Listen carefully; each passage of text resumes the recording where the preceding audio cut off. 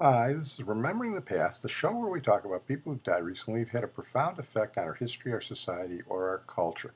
Tonight we're going to start out with Gloria Jean, who died recently at the age of 82. When she was a preteen and then a teenager, she was actually a fairly big star in Hollywood in the early and mid-1940s. She could sing very well, and she wasn't a bad actress. But her career is a testimony to the fungibility of those type of actresses in Hollywood. Let's go back right after the Shirley Temple era. We've done the Shirley Temple podcast. MGM was looking for a preteen star who could sing and act, and they actually had two of them.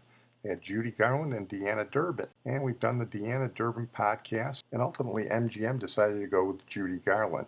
Deanna Durbin moved to Universal, where she became their preteen star. But Deanna soon became a teenager, and pretty soon she was taking roles for older girls.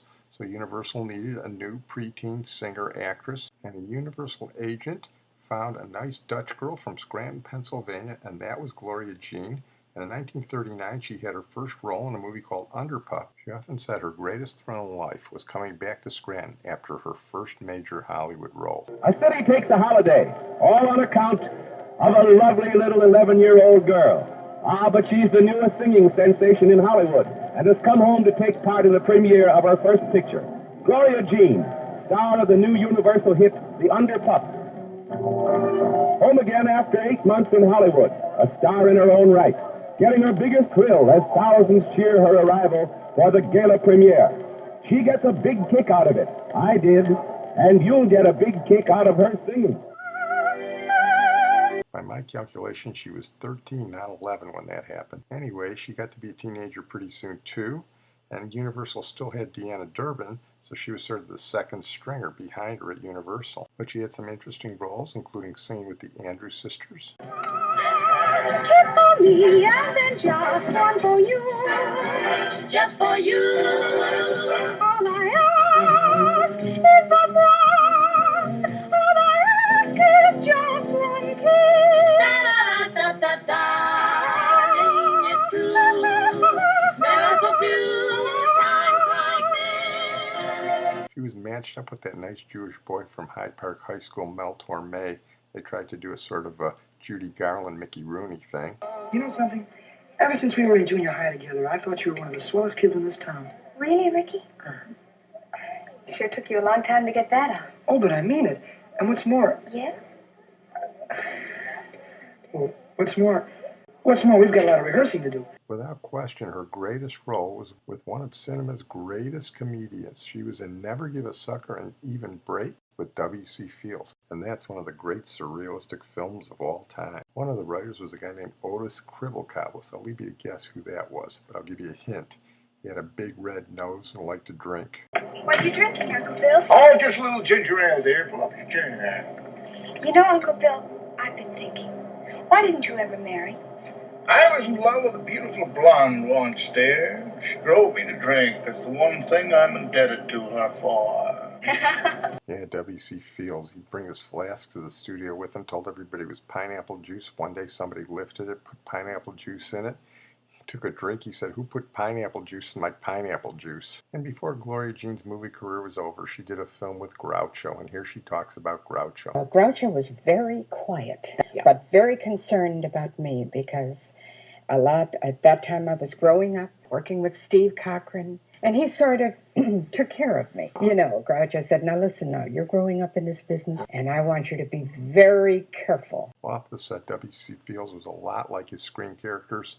Off the set, Groucho was completely different than his screen characters. Gloria Jean was one of the last surviving child stars who acted in the decade of the 1930s. We're going to move on now to Bill Daly, who died recently at the age of 91. I love Bill Daly. A very funny guy. He created two of the great comic sidekicks in television history. He was born in Des Moines, came to Chicago to act at the Goodman, and then moved out to Hollywood to do some comedy writing. Occasionally, Steve Allen would put him in a sketch. Sidney Sheldon noticed him, put him in a Bewitched episode, and then decided he'd be perfect for his new series, I Dream of Jeannie. And he was great playing the jittery astronaut, Major Roger Healy, the sidekick to Major Tony Nelson, played by Larry Hagman, whose podcast we've done. Here, they're trying to get Jeannie out of a locked safe. I think we're in trouble. Sledgehammer. Chisel. Monkey wrench. Crowbar. That ought to do it. I don't know, Tony. That thing looked pretty strong. Well, if that doesn't work, we'll get a blowtorch. And if that doesn't work, yeah, we're in trouble. Oh, boy, but Dr. Bellows would give us a combination if he knew how important this was. Yeah, how do we tell him? Well, we could just walk up to him and tell him that we'd like to get inside the safe because there's a genie in there. I wonder where we can get a blowtorch. He had this great little stutter, and he was slightly dyslexic in real life, which he turned to an asset in his roles. A few years later, he had unquestionably his greatest role when his Chicago friend and comedy genius Bob Newhart decided to use him on The Bob Newhart Show, and he became Howard Borden, the nervous, bumbling, and freeloading flight aviator who was the next-door neighbor to Bob and Emily Hartley, Bob Newhart, and Suzanne Plachette, and his entrances with Hi Bob were always memorable. Hi, Bob.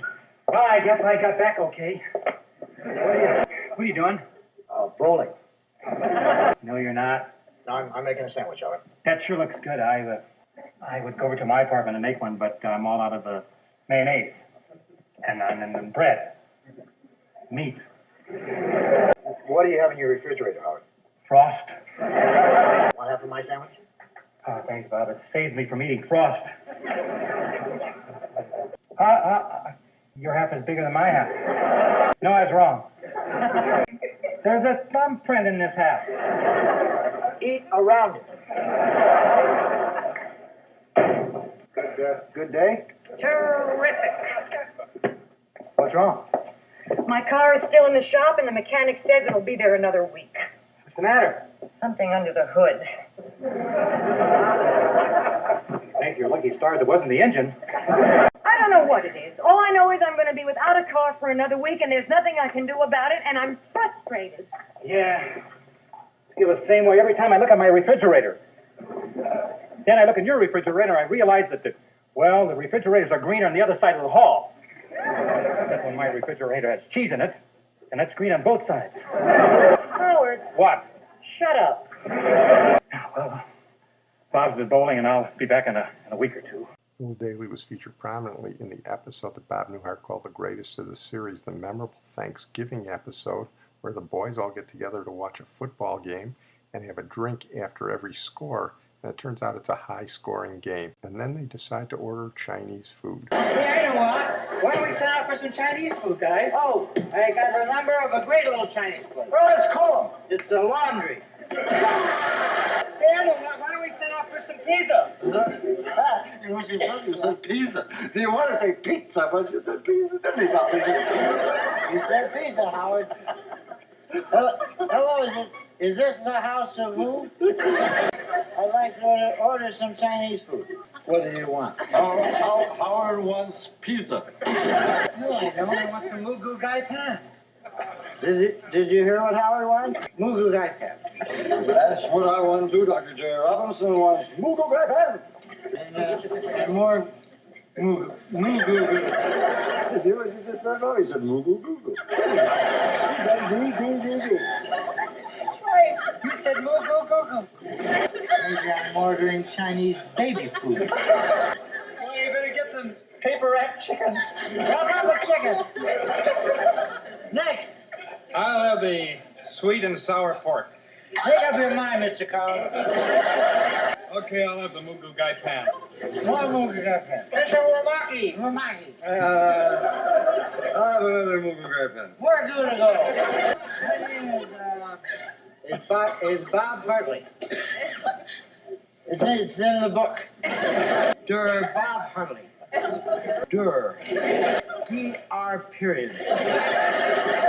Thank you very much. Great stuff. Well, our next two subjects are not people but businesses, and the first is Henri Bendel, the iconic Fifth Avenue clothes store, which is dying at the age of 123. There are 23 stores across the country, and we also have one here in Chicago. And here is ABC 7 News in New York to talk about the closing of Henri Bendel. It is the end of another era in the world of fashion. Henri Bendel, best known for its upscale purses and shoes, will shut down its stores and its website after the holidays, after 123 years in business. Fans all along Fifth Avenue reacting to this unexpected announcement. Eyewitness News reporter Josh Einiger has more. For generations, it's been part of the soundtrack of Fifth Avenue.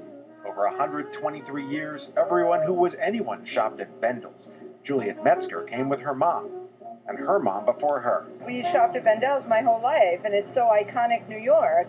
It's just a classic place and a classic brand. Henri Bendel was a ladies' hat maker from Louisiana who moved to New York in 1895 and opened up shop. The Y in Henry became an I in Henri, and a fashion icon was born. To be the place where your parents or your grandparents shop, that's just not going to cut it, unfortunately. Dan Geiger covers retail for Cranes and says Bendel's has fallen victim to a double whammy.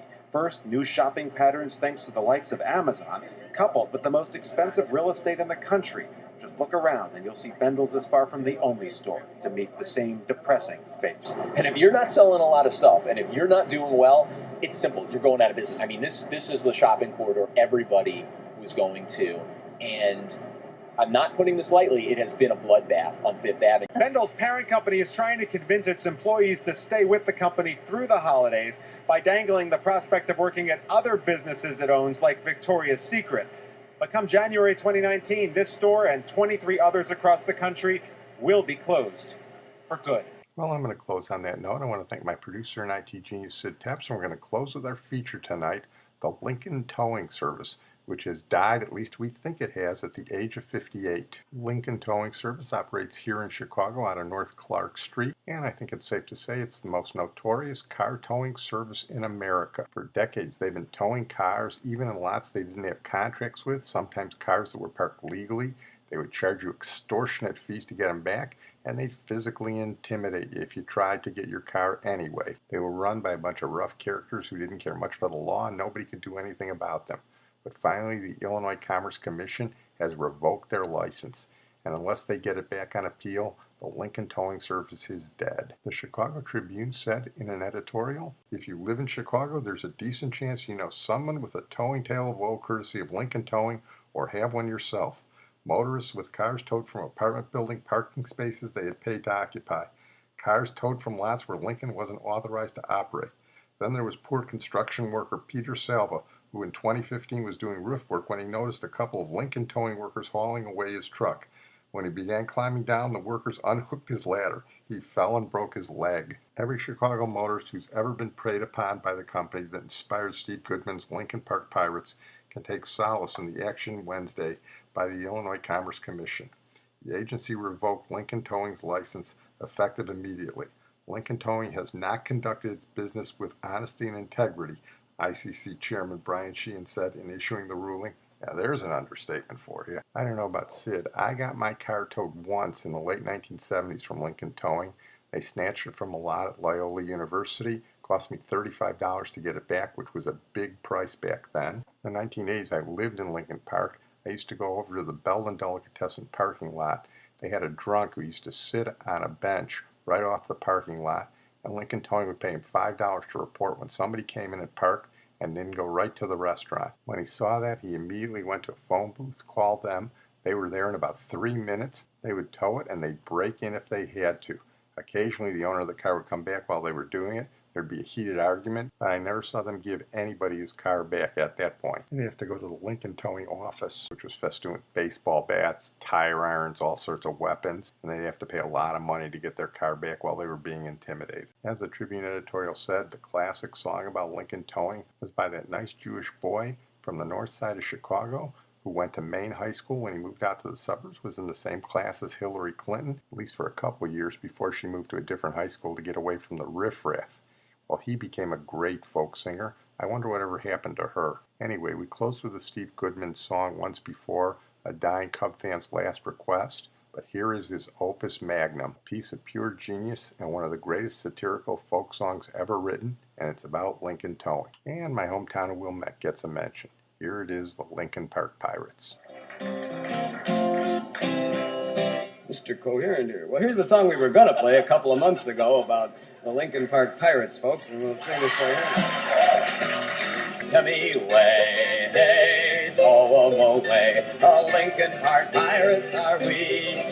From Wilmette to Gary, there's none that's so hairy, and we always collect our fee.